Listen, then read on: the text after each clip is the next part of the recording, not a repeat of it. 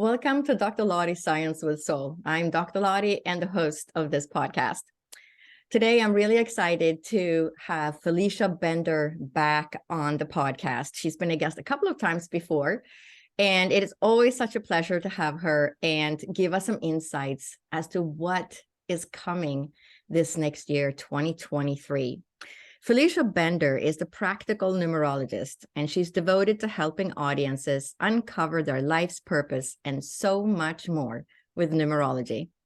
She's the author of several books and the resident numerologist for astrostyle.com.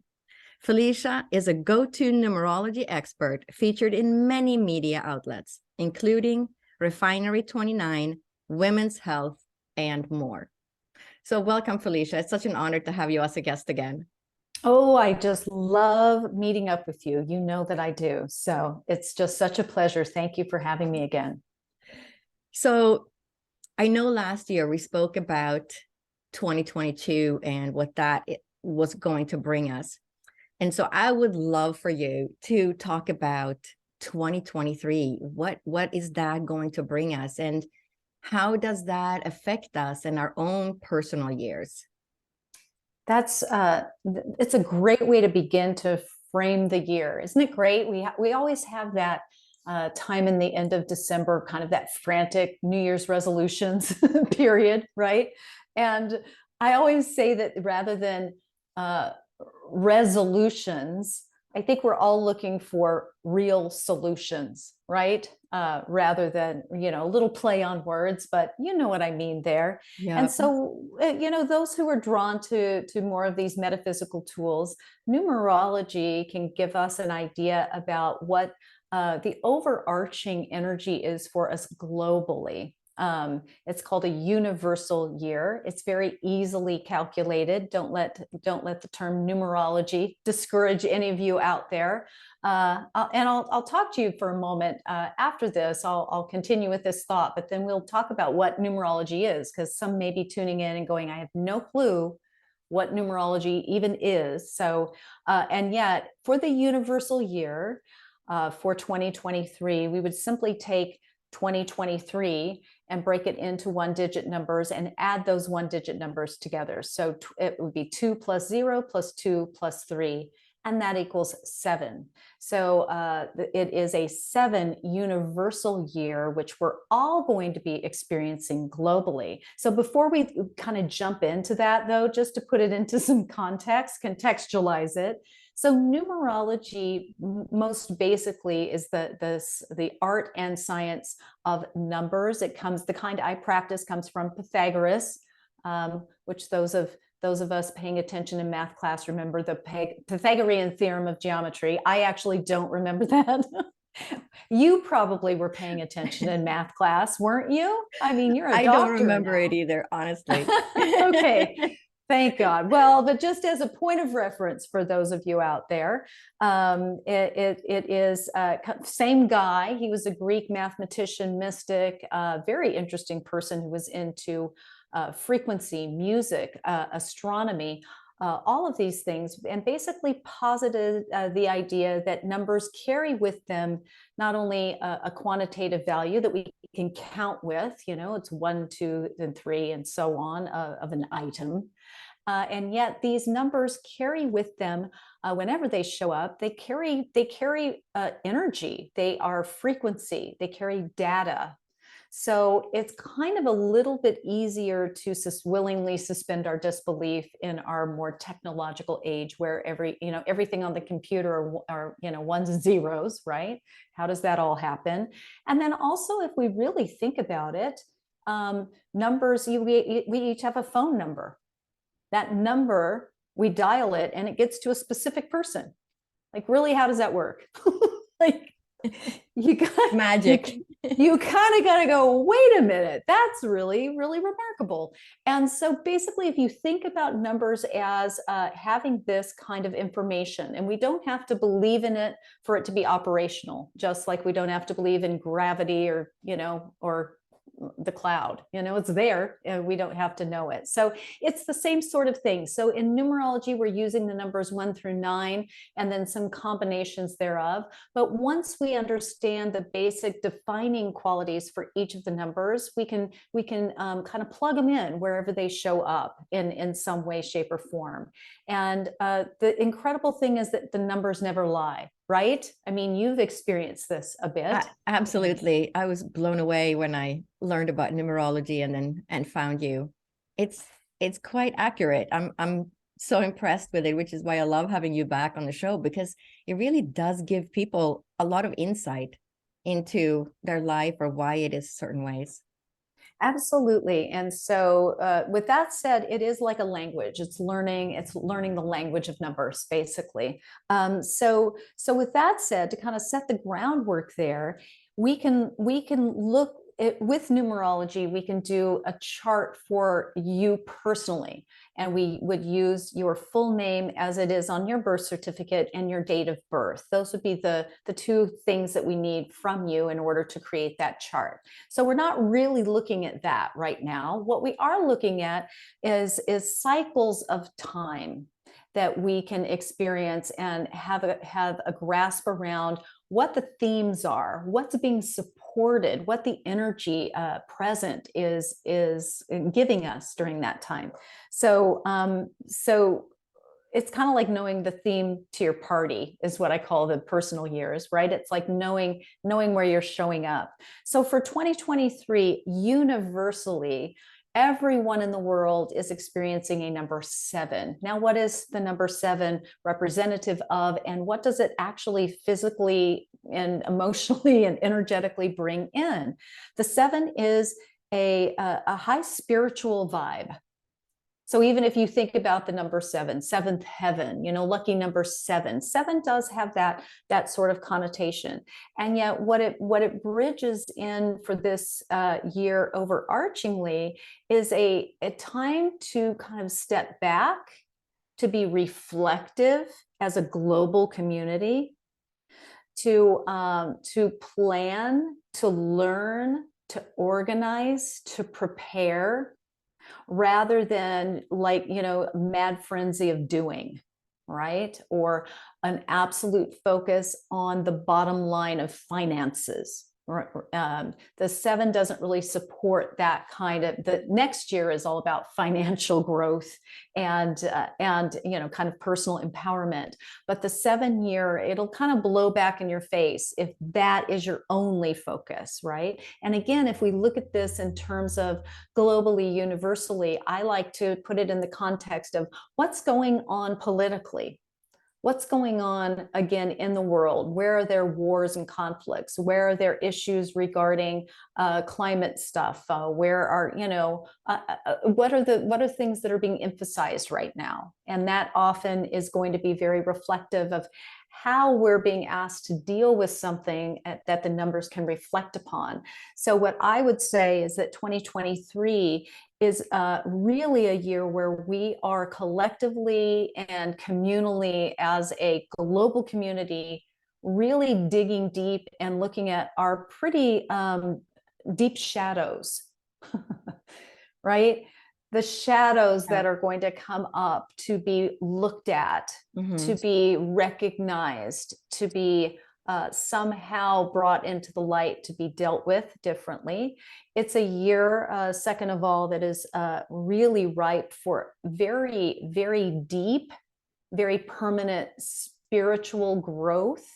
And on that level, I would say universally, that would be really just making some better decisions about how we operate overall with how to say that? To decide to do things that are friendlier to our planet. I mean, we're doing that as we go, or even in healthcare. Are you seeing this in healthcare? It becoming maybe a little bit more open to more holistic views of doing things, or no? Good question. That's a pretty it's big like question. A slow movement. And I think it's the people that it's actually driving it. The people that are not happy with the treatment that they're receiving, and they're looking for more integrative solutions to their needs. Exactly. And that is a kernel that is already planted, but that's going to be becoming more to the surface in a 7. Ultimately, to me, there's a wonderful numerologist who is now deceased. Her name is Dr. Juno Jordan. And I love to, credit her for the quote around the 7, because it's so simple. It's so like you'd hear it out of Yoda's mouth, right? And it's like, it's so simple, and you go, oh, that's so, and then for a moment you let it settle and you're like, oh, okay, that has a little more depth and breadth to it. And that is during a 7 cycle, which is this universal year would be considered a cycle with the number 7 supporting it.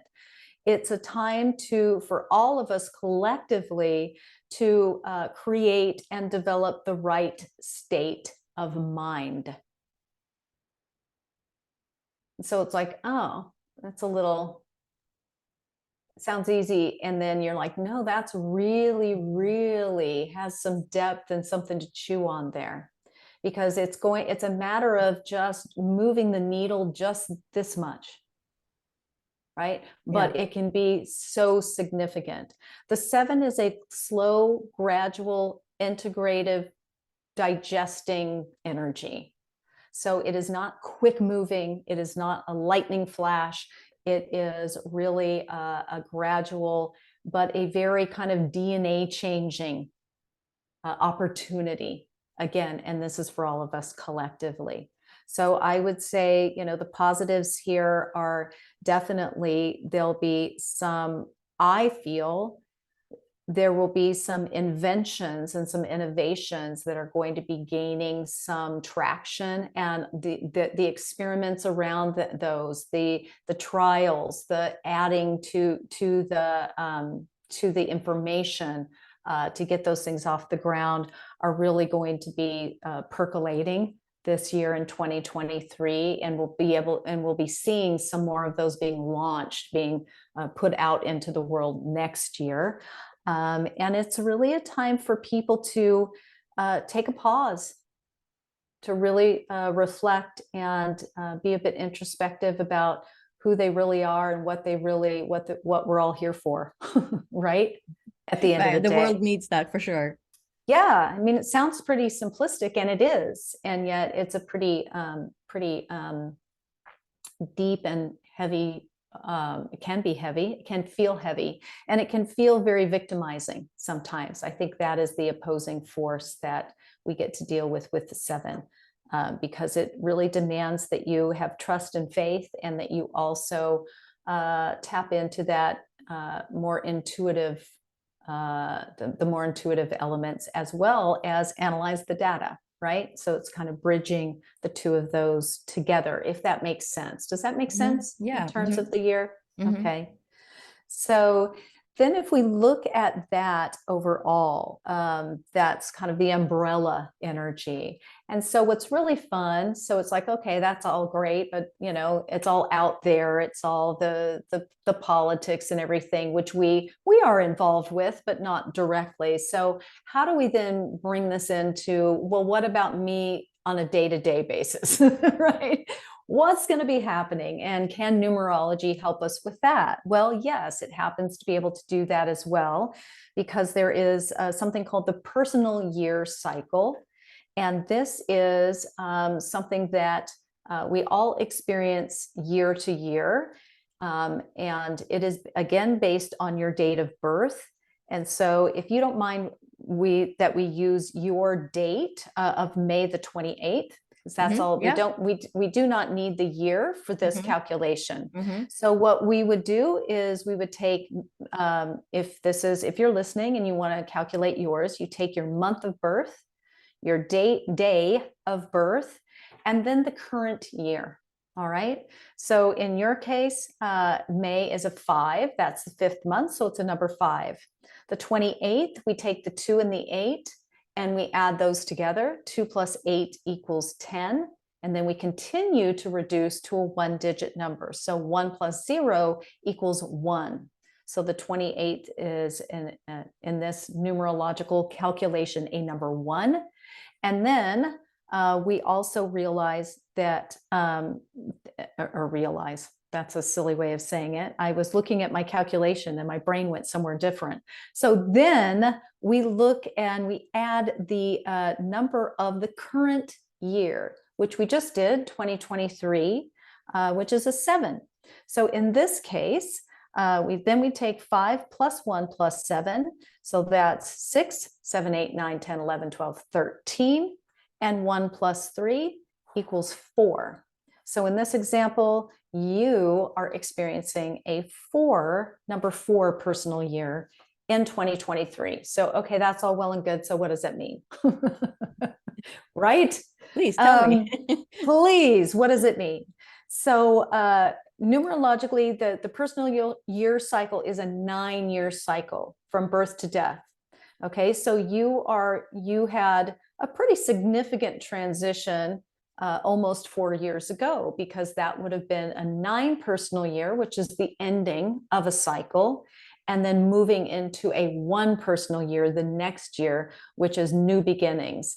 And often that's when we have significant transitions, changes in our life, and we can sometimes even look back, and they're kind of like those punctuation marks, right, in our life. Absolutely. That we go, yeah. right, where Yes. we can go, oh, that's a big change. Yeah, big change. That's when I graduated. That's when I had a Mhm. baby. That's when my parent died. That's when I had an accident. That's when, you know, I got a divorce. All kinds of things can manifest during those transitions.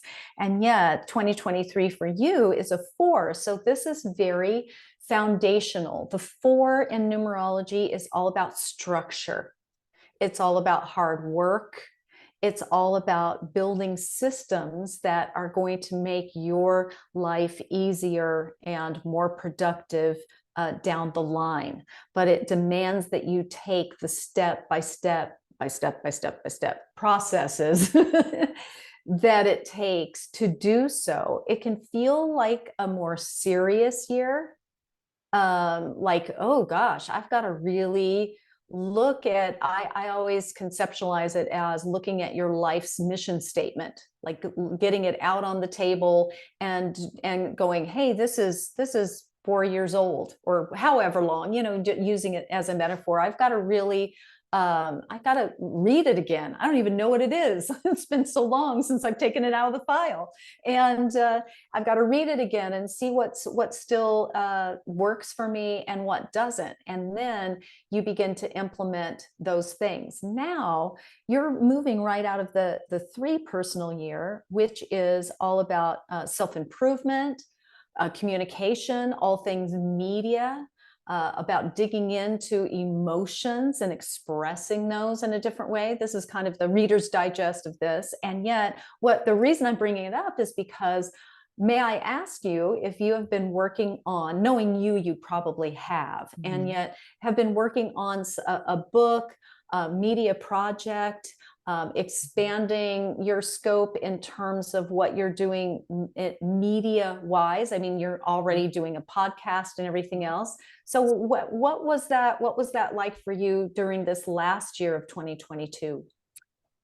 I would say, so this last year, there was a lot of publicity in media for me, speaking at the Shift Network a couple of times, being a collaborator, developing new products for HemiSync on ancestral healing. So it's all about feeling the emotions and digging in and really understanding what ancestral healing is and how can I then help other people heal.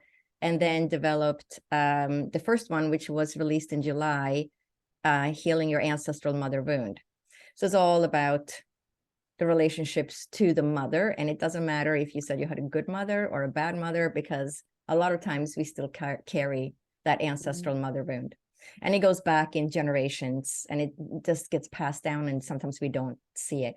So definitely a lot of work on emotions and feelings, and digging into that, as well as the media outlet. How do I then reach all the people so that I can help them heal?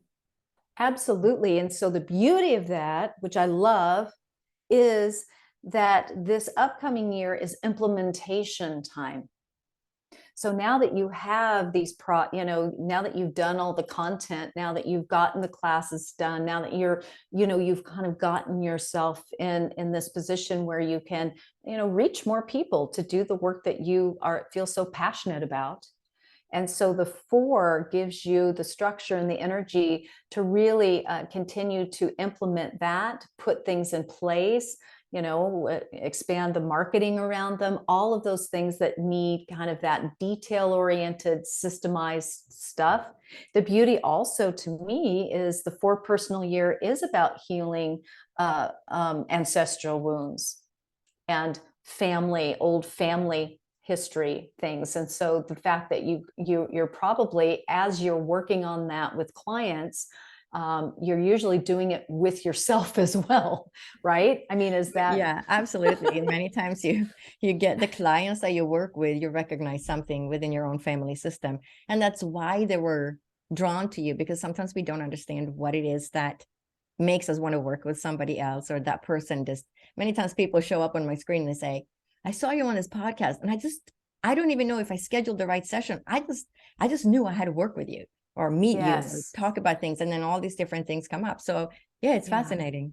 Yeah. And it's, again, so to put it into just a numerological framework, which I find people find very valuable, just to have the parameters around it, to know what is being supported, what the year is all about. And then you can understand also what's not, what some little caveats might be along the way, what's not supported, and that sort of thing. So if you're listening and you've gone through and you've done your personal year, we'll do a real quick, just, very, very rudimentary brushstroke here about what you can think about for each personal year. So if you are in a 1 personal year this upcoming year, you're coming out of a 9, which is transition and transformation. And that may explain a few things for those of you out there going, oh, okay, that explains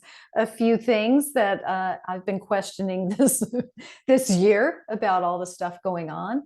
And so now the 1 is brand new slate, new beginnings. It really is a time to be very intentional and mindful about what you bring into your life. Often it's a very career focused time, and it's asking you to exert your independence, be very individualistic, and stand on your own 2 feet, right?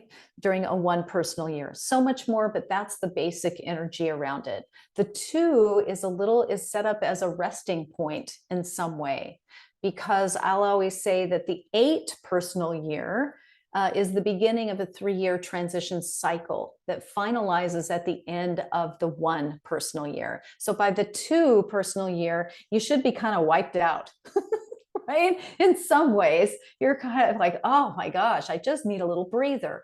So the year is set up for that. It's set up for you to develop a little bit of a sense of patience, which is no one's absolute favorite, I have to say. And yet to know that going into the year, to understand this is more of a relationship-oriented year, a more emotional year, emotions-based year. It's more of an us year rather than a me year, because you've gone out of 3 years where all of us going through that cycle need to be pretty self-focused in many ways, to kind of direct ourselves into this new evolution of ourselves. So the 2 is meant for in business, it's networking, and it's really a relationship driven time in numerology. So then you move from the 2 into the 3. Again, the 3 is creative self-expression, emotional sensitivity. It's a year set up for more socializing, for a little bit more fun, maybe, and for expression on every realm. If you're an artist, if you're anyone like that, that is your year for really producing things. If you're not, it's for creative problem solving, and it's also for just putting your creative juice into whatever it is you do. And getting into your emotional life, maybe in a different way than you have in the past. Then you bridge that 3 into the 4, which we just spoke of, because that's where you're headed. It's more of that structure oriented time foundations building, kind of where do where do you set your roots? Where do you want to anchor yourself? After that, you've got this solid foundation so that you can really fly in a 5 personal year. It's where you're really exploring levels of freedom. It's a great year for travel, for really engaging your adventurous spirit. And at the end of the day, it really is about change. You will have dramatic change because you're in the middle of that 9-year cycle. And it's just this kind of pivot point that usually happens for people in their 5 personal year. Then you move from the 5 to the 6, which is, this 5 is a little bit more indulgent, let's say, usually, even though the opposite that we always get to deal with is feeling restricted during that time. Because in numerology, when we're talking about the optimal elements and characteristics, we're also going to work with the opposite of that. And that's how we learn about how to really embrace and align with the most positive elements when we have challenges with that. So with that said, you could be in a 5 personal year and feel very smothered and very restricted and very fearful about things rather than the opposite there. But the 6 brings you into more home, family, duty, kind of responsibility. It's a very magnetic time for business, but it's in numerology, it's also known as the marriage and divorce year. It's a great year to up the ante with your relationship life. And I always say that the theme song for it is, should I stay or should I go? Or should it stay or should it go? So it's kind of a time where that evaluation is at the top of the ladder. And then the 7 personal year after that is a very navel contemplation time, a little bit lower energy, kind of feel like hibernating more than you feel like kind of going out and making your entry into the world. And it's a time for some deep spiritual growth. The opposing force there is that you can really want to avoid that, feel very victimized and kind of just, be more superficially inclined, let's put it that way. Then you move to the 8. The 8 is more about money and financial growth. It is, as you reap, you get to sow during this year. It's a very high intensity year. It's kind of like boot camp. It keeps pressing you to step into yourself, to empower yourself on every level. And often that has a lot to do with where you find yourself in your financial world, in your financial life. Then you move into the 9, which is the final of that 9-year personal year cycle. It is closure, transition, surrendering. In the 8, you're making things happen. And in the 9, you're you're allowing things to happen and to fall away. The things that need to be released, to release those, kind of sit around in that liminal space for a bit and not fill that up with stuff until you get into your 1 personal year. It's kind of like people who clean out their closets and then the very next day they go shopping. Like, no. Right.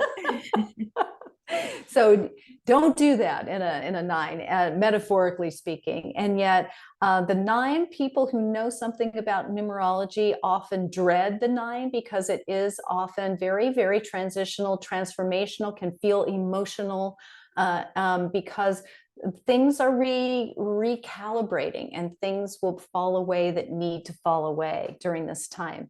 And yet I have worked with some people where their 9 personal year has been their best, most miraculous year ever because they were ready, willing, and able to usher in those changes. They were ready for those and not wanting to hang on to something that was expired. Yeah. So that's the personal year cycle so that you can see what's coming at you individually and just put a really nice framework around it.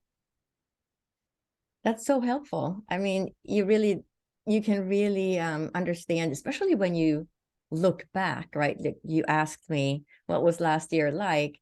Going into the year, I had no idea what was really going to transpire, even though you told me this is going to be the year of the media and communication. Mm-hmm. But then you live through it and you look back and then you realize how accurate it was. And each year, right, if you look back, oh yeah, that was the year of transition, that was the year of letting go, and it all matches the numbers and what you're saying. So it's quite fascinating how accurate it is just by doing those few numbers. Yeah, just by mapping it out that way. And what I find fascinating as well is that, your 4 personal year this time isn't going to be like your one 9 years ago. And it's not going to be the same as the next one that you have 9 years from now. And so it really depends on where we are. And I always will say that it's so individual in terms of where we are in our lives, what we're working on, what our primary focus is at any given time. And yet we can always align that theme very directly to what we're engaging in very individually. So it's very, very useful to have it as a tool of validation. I find is what people mostly find with it is like, oh my gosh, this is so validating that that these experiences, I just can make some sense out of it and get some higher level meaning out of the things that happen.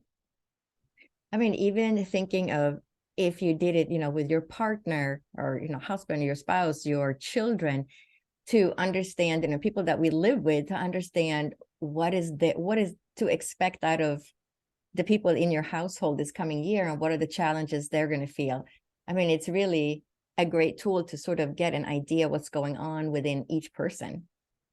Absolutely. I don't, all of my, like it or not, my children always hear me saying, oh, well, you're in your blah, blah, blah personal year, So, and yet I think it is for me, and I don't have to jabber about it all the time, but to know about it internally, those who are close to me, I always know their personal year so that I can support them in a better way, and so that I don't get frustrated with them if they're not dealing with things the way that I'm dealing with things, or having to deal with things that I'm having to deal with. Does that make sense? So it's because sometimes a different year is going to just bring up different things up to the surface.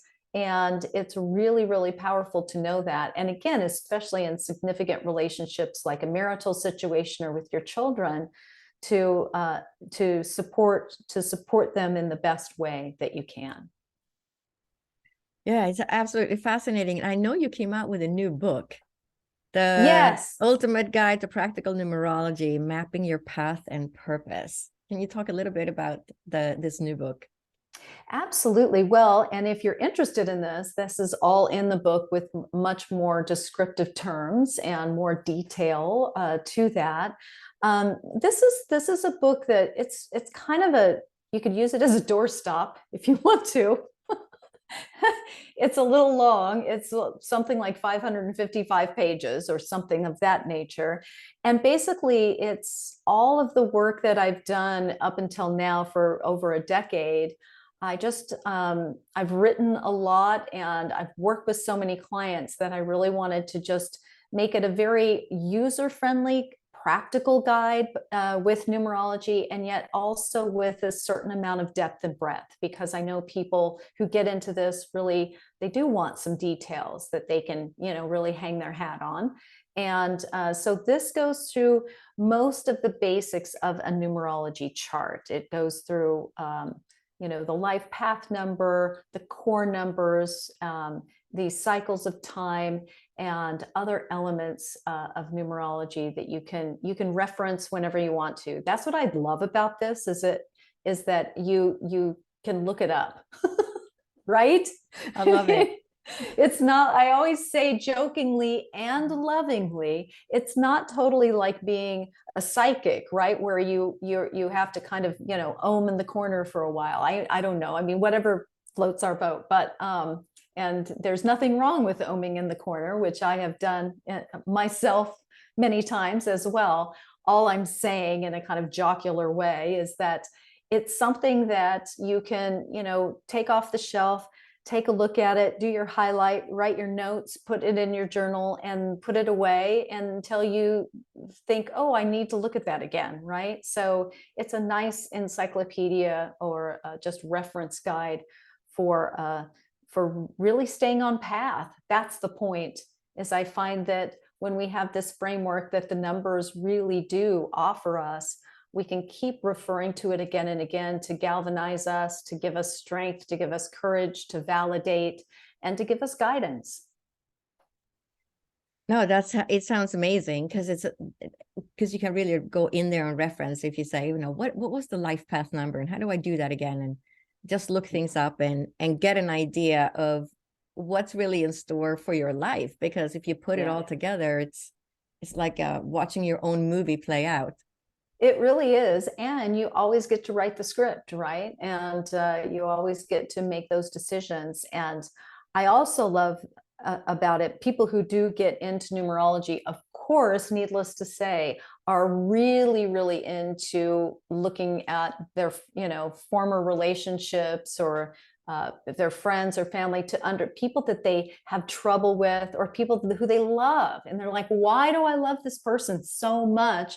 Or why does this person drive me crazy? And sometimes the numerology can just absolutely answer that question unequivocally. And they're like, oh my gosh, I never thought I could have such a clear answer about that. And here it is. So it's a wonderful tool to get to know other people and to understand that everyone isn't the same as we are, and that everyone doesn't operate the same as we do, and everyone doesn't have the same trajectory in life. We're all not here to learn and do the same thing. We're just not. And so as soon as we can let that go, because I find we all are so into wanting everyone to think the way we think and do what we do and everything else, is when we can relinquish that. But that's a load off, isn't it? Of all of us. Absolutely. Yeah. Yes, because we all have our unique path, and it really helps you understand what that path is for each person that you do the charts on. So if people would like to work with you or get a reading from you and get a better understanding of their life path without having to do all the work themselves, how can they get a hold of you and schedule a session with you? My website is the place to go. It's for all things for the numerology curious. So it is FeliciaBender.com. So FeliciaBender.com.